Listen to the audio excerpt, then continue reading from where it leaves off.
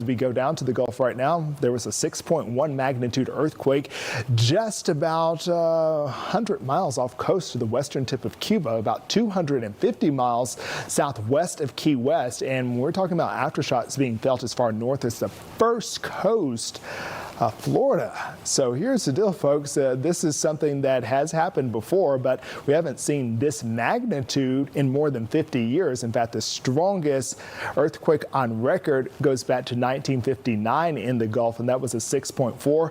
Today's tried to rival that at a 6.1.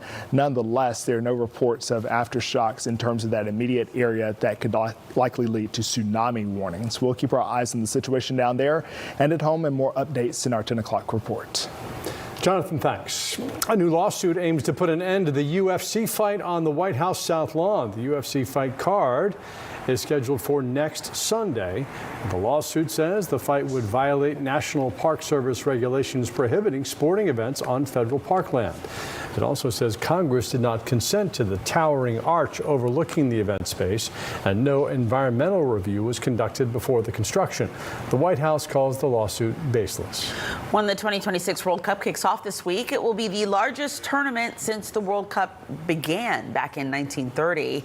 City leaders across the country are celebrating the start of the World Cup. Mercedes-Benz Stadium and big cities such as Los Angeles and Dallas will all host games. In all, 11 cities across the country will be a part of the action.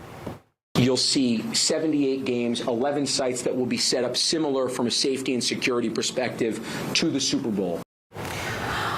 And for those who can't afford a ticket, many cities are planning watch parties. The World Cup, the biggest sporting event on the planet, officially kicks off Thursday with Mexico taking on South Africa. And the first game for the USA is Friday against Paraguay. Many stadiums in the U.S. that are hosting World Cup games are going green ahead of the matches. The U.S. Green Building Council says 13 of the 16 American stadiums being used for the FIFA World Cup, including Mercedes-Benz Stadium, have achieved LEED Green Building certification status. 10 of them have been certified since 2024 to ensure they meet tight sustainability standards. LEED certified stadiums have installed more than 11,000 solar panels to generate clean electricity. 4 of the 16 stadiums are reusing, recycling, or composting nearly all solid waste to avoid landfill dumping. FIFA says it's committed to reducing greenhouse gas emissions by 50% by 2030, as well as reaching net zero carbon emissions by 2040. Well, streets across Midtown Manhattan are shutting down tonight, hours before Game 3 of the NBA Finals, all in anticipation of one guest who will be in attendance. Nearly 20,000 people expected to pack Madison Square Garden tonight as the Knicks take on the San Antonio Spurs in Game 3 of the NBA Finals, and President Trump is one of the many VIPs who will attend. Fans were told to arrive at least 2 hours early to give time for airport-style security, and there's also a strict no-bag policy in effect. The New York City Police Department and the Secret Service say these are just some of the safety tactics they will be using tonight. Our security posture combines drones as well as advanced counter-drone technology, protective intelligence, specialized tactical teams, and operational resources that allow us to identify and address potential threats. The NYPD and Secret Service have canceled all watch parties outside Madison Square Garden, but there are other events happening elsewhere in the city. Stay with us. We'll be right back. And what many people are calling one of the wildest weekends in college baseball, and primarily in Athens, Georgia. Oh, man, the Dogs punched their ticket to the Men's College World Series, defeating the Mississippi State Bulldogs in dramatic fashion. Georgia and Mississippi State combined for a staggering 21 home runs across the 2 games. With Game 1, they had a total of 11 home runs.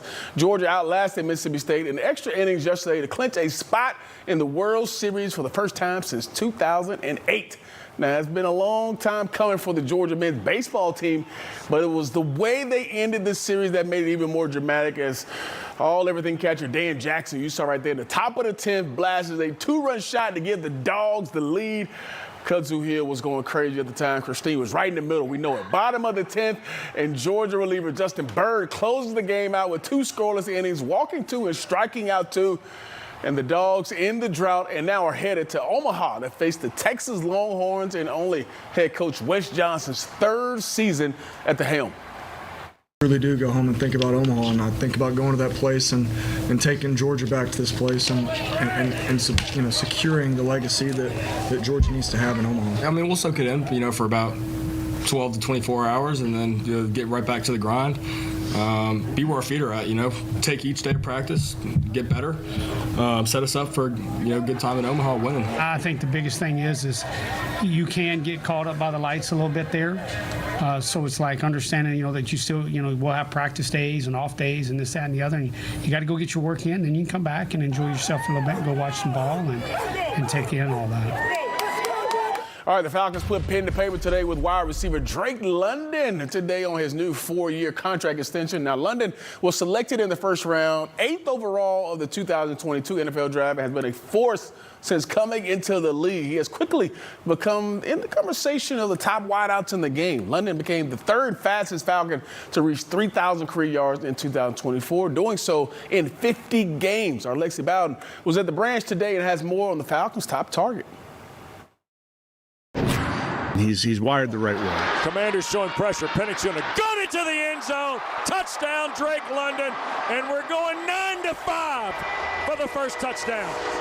It's officially official. Falcons head coach Kevin Stefanski confirming the rumors this morning.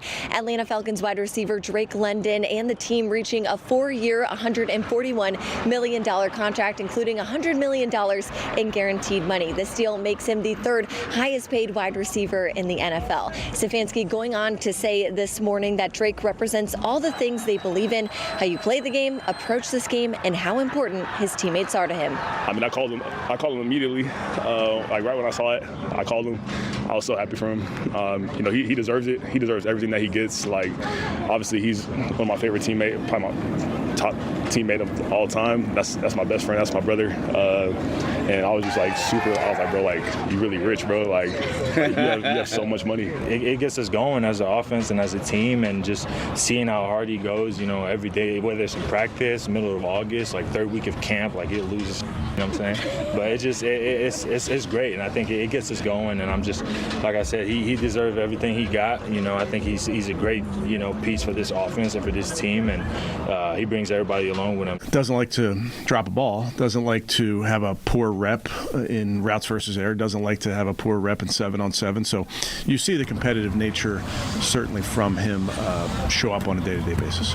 London played in 12 games for the Falcons last year as he was limited by a knee injury and had just over 900 receiving yards. And you can see him out there at Falcons OTAs today. He was a limited participant as he's finishing up his medical exams and paperwork. We are expecting to hear from him tomorrow.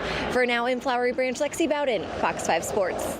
All right, thanks, Lexi. And the Atlanta Hawks head coach Quinn Snyder have agreed to a multi-year contract extension, which was announced earlier today. Snyder has been a big part of the rebuild of the Hawks roster that saw them win 46 regular season games, which was the club's most wins since 2015 season. From the 2026 NBA All-Star break to the end of the regular season, the Hawks compiled a 20-6 record, the best record amongst all Eastern Conference teams and their third best record in the NBA. All right, the Braves are off tonight, so they get a much-needed off break. They won 5 or 6 games, just swept the Pirates. Yeah, yeah, just a little Things are going well. I already talked to Russ about this. Who you got tonight? Game 3. Knicks. Knicks all day, huh? Right? Yeah. They're at home, baby. Might be a sweep. Deidre Dukes Reports is next. This is a Fox 5 News special presentation. Deidre Dukes Reports. From the Atlanta Chiefs to the '96 Olympics and the rise of Atlanta United, it is a moment decades in the making. Atlanta is once again getting ready to welcome the globe as FIFA World Cup matches head to the city. In this special edition of Deidre Dukes Reports, we take a look at how that historic groundwork was laid for the ATL to host the biggest sporting event on the planet. After months of planning and preparation, Atlanta is